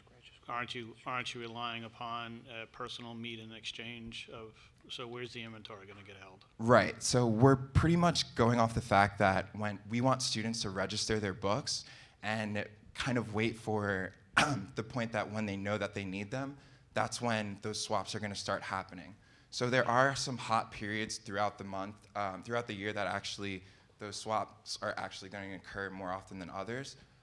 And our focus is to try to get students in the mindset of, hey, register your textbooks so that when it comes time to start classes and things like that, that's when the most swaps are actually going to start occurring. Okay, but to get it to work in the fall semester, everyone has to remember to bring their old books back.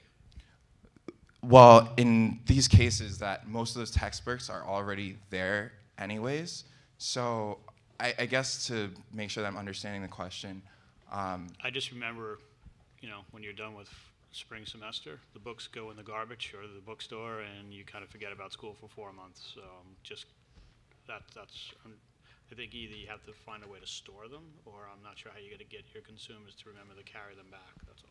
Right. A lot of this is really focused on the education and kind of getting students to change their mindsets about textbooks, and that's why you're going to have those textbooks. Our focus is to say, hey, register them to the site. They're holding on to their own textbooks. Does this, is there a model here for a market where textbooks don't exist? That the universities and secondary schools are actually going to a digital-based learning system where they're using just off their iPad or iPod? Right. So I actually looked into this a lot, and what we've realized is that one of the things that students, they actually don't like e-textbooks and things like that. So we did them, about 60% of students still buy used textbooks on the regular basis. And the only reason why they're transferring over to the e-textbooks is because they're cheaper. So with our model, we're going off the fact that if you can get your textbook for cheaper from this, you're more likely going to do that. The high school I went to no longer uses textbooks. Completely gone. Right, and that's why we're focusing on freshmen and sophomores coming into their first general classes. Okay, thank you very much. Good job. Our next participant is WeWash, right? Oh, We Vote. Sorry, We Vote.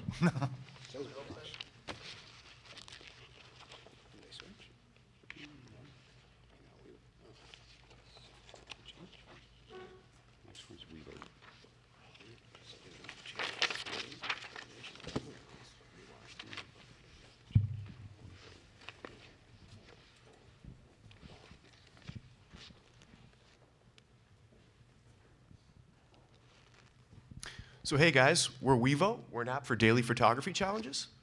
So right now we see a problem that brands are having, and they're constantly looking for new ad channels that are cost effective and provide really high engagement.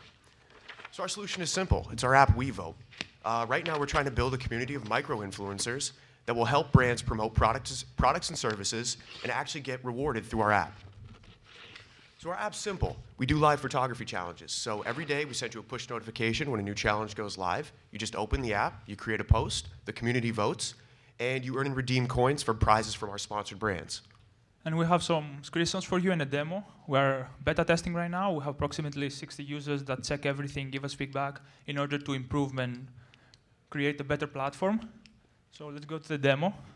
You open the app, you see what the challenge is and how many coins you can get. You want to be creative, upload something creative. You have the ability to promote your post.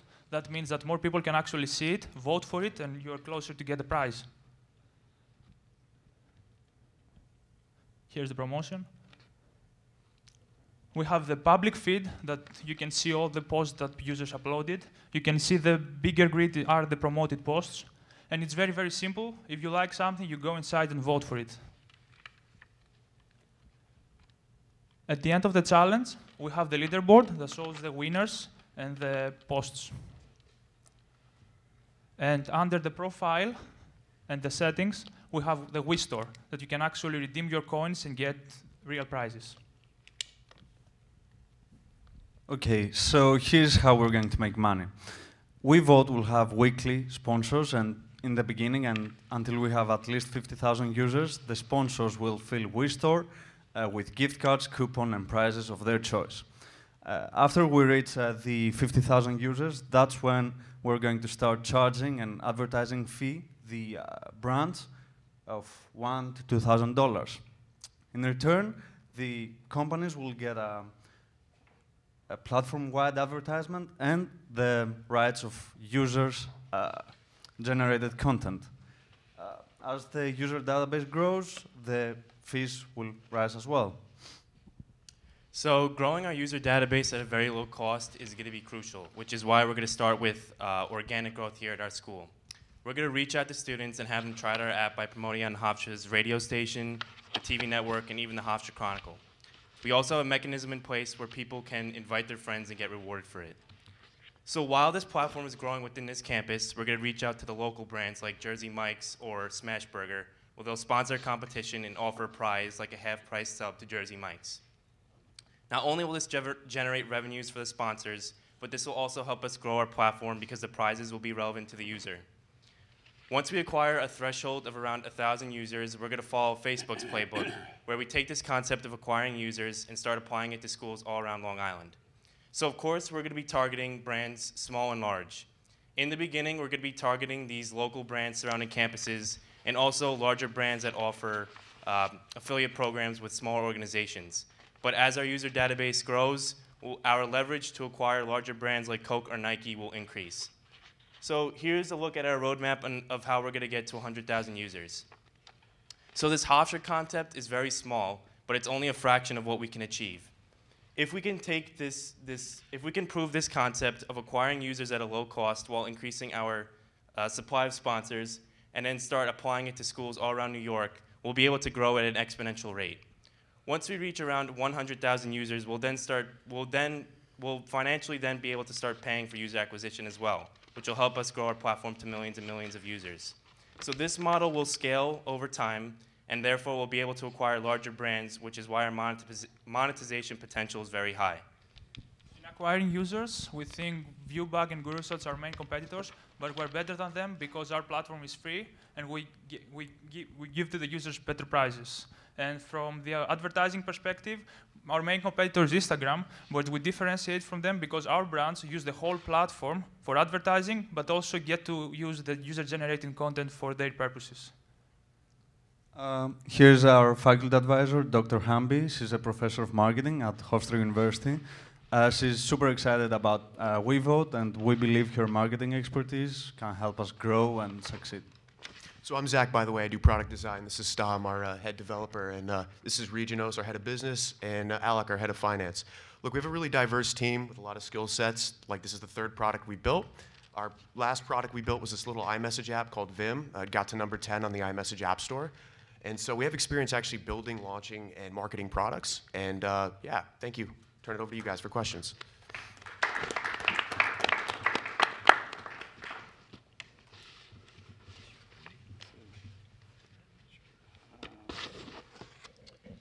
So the app, the voice message app that you had, and you launched it in February, is there a revenue component to that that's doing well, that's modeling this? No, so it was actually just kind of a test. I actually launched it back in January. It was like 300 lines of code, nothing proprietary. But I wanted to kind of learn how to market things. And So, you know, I honestly just took 30 minutes of my time and advertised on like Instagram, and I would change different messages up and kind of just saw the results and track them through the app analytics. It's a great looking app. I would direct your attention to Hearst Publications. They have a regular, weekly, ongoing vote picture app related to content in their magazines, and they award prizes for that. Okay. So take a look at it. Okay, thank you. Have you done any research in terms of going out to these, like, the different local retailers and finding out if they would be interested in sponsoring these photo contests and want to do that? We actually reached a couple of them. Yeah, they're interested. And in the return, they're going to give prizes to the users. But we're not getting anything because we actually want to prove that concept that actually it works. And we're going to different schools and apply the same concept. But yeah, we reached a couple of them, and they agreed to help promoting. What work have you done around user acquisition costs and how you scale that? So user acquisition on social media, to acquire a user, we think it's around $7 to $8 according to the averages and data on, online. So with $25,000 of funding, we believe we can get around 3,000 users.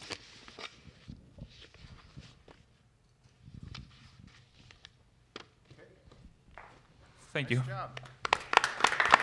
Great job.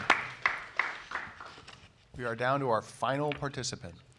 And let's bring up WeWash. Give it up for WeWash.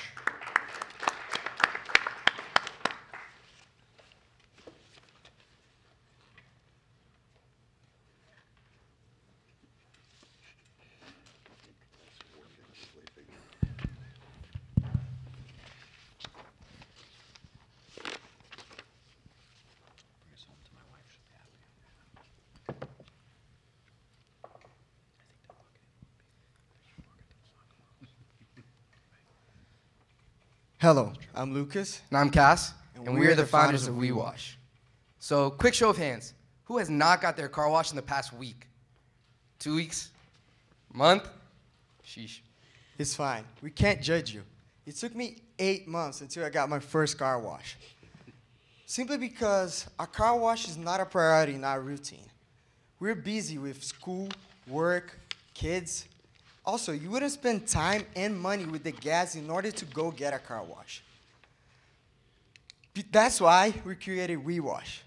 WeWash is an Uber-esque external car wash that is affordable and waterless and allows you to get your car clean just a click away.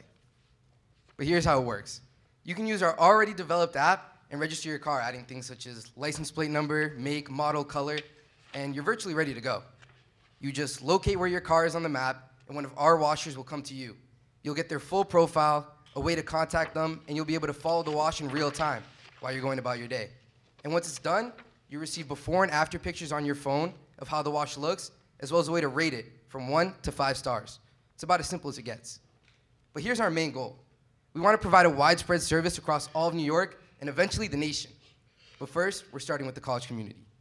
We're doing this in order to ensure quality by focusing on specific locations, maintain oversight over our employees, and reduce our costs. But we're also helping our community. First, by generating jobs for students, and secondly, by helping the ecosystem with our biodegradable solvent. We reviewed a few companies, mainly in Florida and California, that provide a similar service to WeWash, but they are all more expensive, time and water consuming. WeWash will be a pioneer in New York, using a waterless solvent and biodegradable, and also allowing you to get a car wash at the push of the button. Our cost is only $15.95, and our employee takes 70% of it. The duration of a car wash takes between 10 to 20 minutes, but of course, it depends on the size of the car. So in order to reach the maximum amount of students and faculty on campus first, we've reached out to several sororities, fraternities, and sports teams which we're friends with, and they've agreed to campaign with us both on campus and on their social media platforms to get WeWash on the map. And this is also important to note that we give them an opportunity to use their off-campus housing as stations until we get permission from the university to wash in their parking lots. And in return, they receive an exchange of the revenue, which they can use for whatever they want. We performed a survey at Hofstra University with 176 students. And from the car owners, we concluded that 58% commute to Hofstra.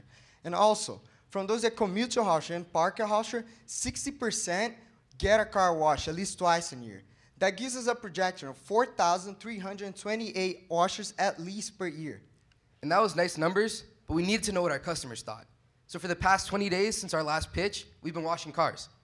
We've washed 26 cars in total and received surveys from all of them. And what we found was astounding. 90% of them said that it was better than their previous wash at a proper car wash. 85% of them said that they would recommend it to a friend, pay for the wash, and, as well as that, they would also like an interior service, which is something that we plan on doing in the future. And the thing is that they really liked us, but you know why? Because we provide a quality and cost-efficient service. As a matter of fact, they like us so much that we've already locked down our first station with the Phi Delta Theta fraternity, and they've agreed to wash cars for us. We knew that to take WeWash off the ground, we needed an investment. But we couldn't stop the progress. And that's why we worked and released our app to the Apple Store and Google Play last Tuesday. And since then, we got 147 downloads. And the users now can get familiar to the app and also sign up to get promotional codes in September when we launch. With an investment in WeWash, we'll be able to improve our digital platform as well as invest in tools to make our wash quicker and better. Also, the expertise in digital marketing will be crucial for us to increase the reach of our advertisement. I want to thank you for your attention, and remember, you park and we wash.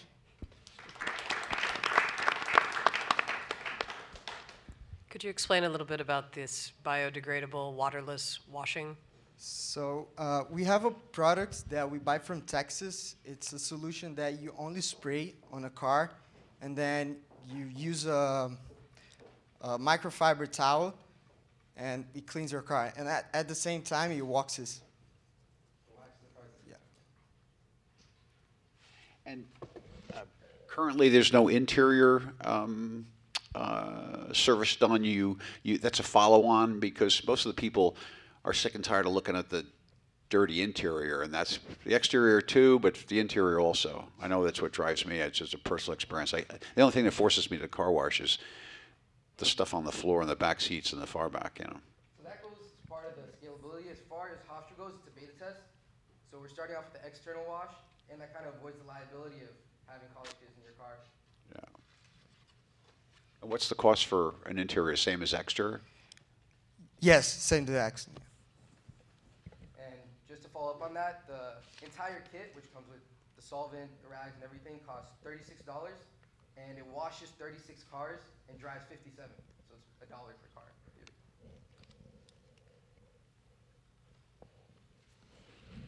Thank you. Thank you. One other quick question.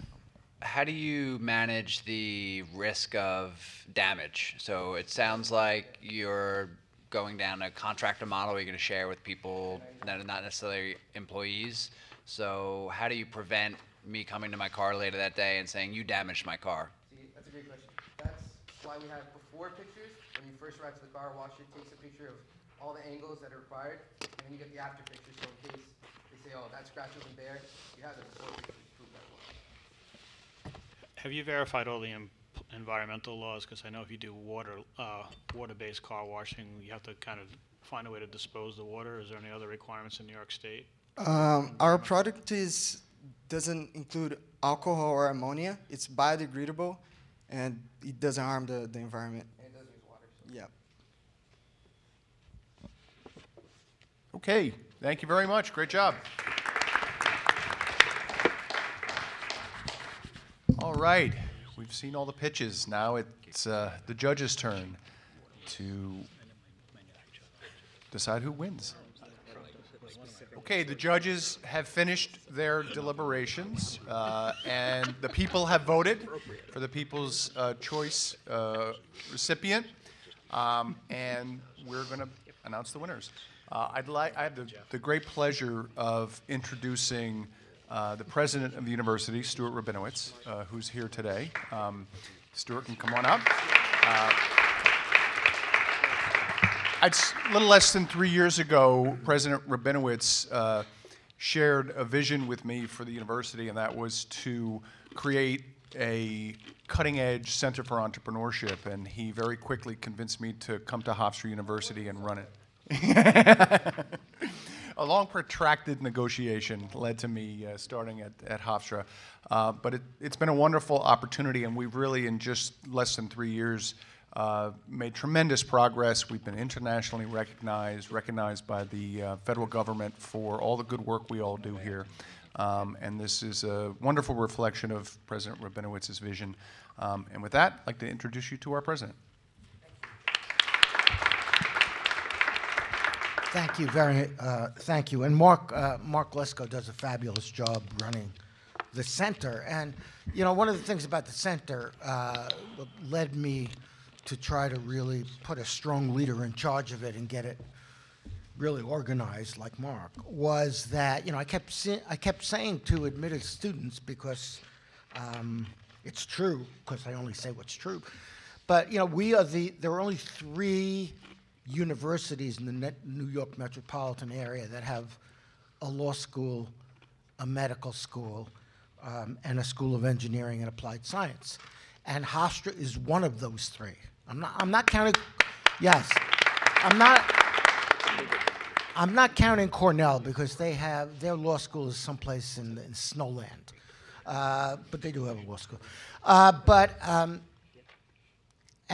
You know, the other 2 are NYU and Columbia, nice little schools in Manhattan. So I said to myself, but so what? I mean, we have to put all these things together and make use of the breadth of expertise that we have on this campus in terms of faculty and students. And then, of course, you know, I had a selfish reason, which is, you know, I'm hoping somewhere, someplace, there's a Bill Gates, you know, or one of our students in entrepreneurship, and they'll give us $1 gazillion someday. So that's, but the guy who really came through with the money and the mentoring is one of our own graduates, and he developed his company, which was, I always get this wrong, CPXI? Yeah. Well, he changed it. He changed the name. I finally got it. CPXI. It's Mike Seaman, who was a student here, and he developed this company. Now it's called Digital Remedy. And Mike is a member of the Board of Trustees, and he has donated in cash and kind over $400,000, I think, in furthering the. How about a hand for Mike Seaman? So, you know, like, the only other thing I can think of that I do, which is like that, is when I announce who's the homecoming king and queen. And I always feel terrible for the ones who aren't and are standing up there looking like they're happy, but they're not. But I truly want to congratulate everyone who participated in this. We started out with 76 teams. Everybody worked hard. You know, this is Hofstra. This is a Hofstra student. Creative, thinking out of the box, willing to take a chance, putting themselves and their ideas forward, learning as they go. And I couldn't be prouder of every single student who participated in this. But alas, I had no vote. I want you to know this. But the jury had a really hard time. I was supposed to be here 11:30. They kept saying to me, no, we haven't made up our minds yet. So they had a really hard time, but they have picked 3 winning teams, and then there's an extra award that's picked by the People's Choice. What people are that?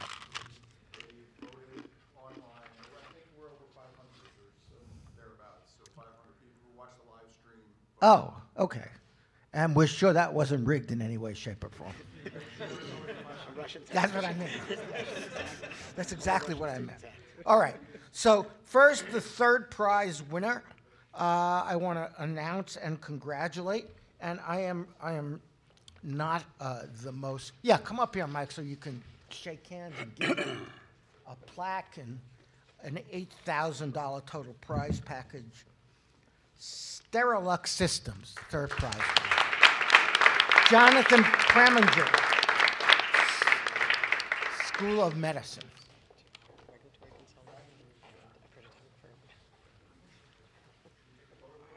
Yeah.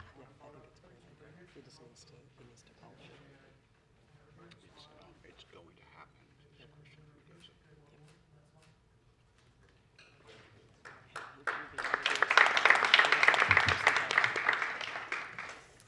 This is the one where you sterilize the white coats? Yes. That's good because they look stained. Every time I see a doctor, that white coat doesn't look sterile. Second prize winner. Total prize package of $21,000, and from the title, I should know what it is, but I don't, and that's Laudio.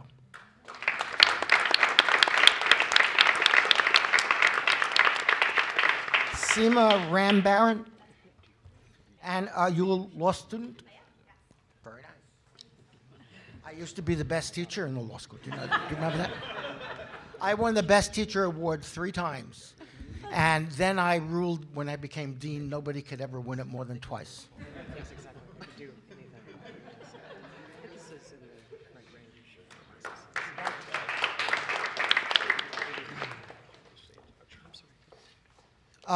Stay here. Come back. Because you also won the People's Choice Award. $500 extra. And that's not easy. Did you have the whole law school voting for you? No. Okay. Anyway, you should have. Talk to me next time. Okay. Congratulations.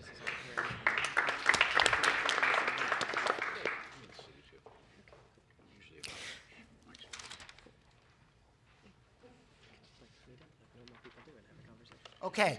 First prize. Wow. $42,000 total prize package. And they were upstairs asking if they can invest in this company, the judges, and I saying no, it's a conflict of interest. But nonetheless, $42,000 total prize package to Meadow.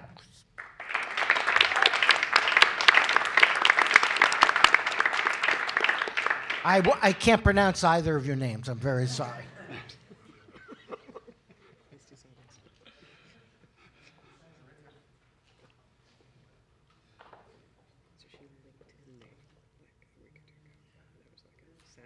Looking at the judges list.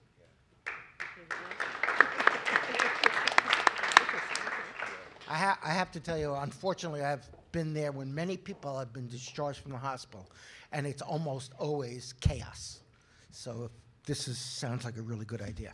So congratulations to all of you. Thank you for participating. If you didn't win this time, there's no res judicata. Come back and you can try again in the future and tweak your product or develop a new one. Congratulations to every single one of you. Thank you.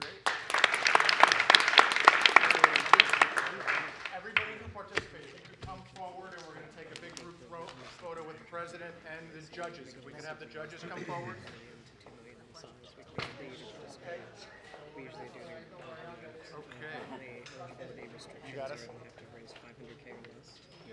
As part of the state stuff. So if you come across companies who are trying to get off the ground, would be considering emerging New York City, Long Island, and Pennsylvania. So we're definitely regionally controlled. You don't want to be in the photo? We're talking. Yes. We're talking about it. Wake up.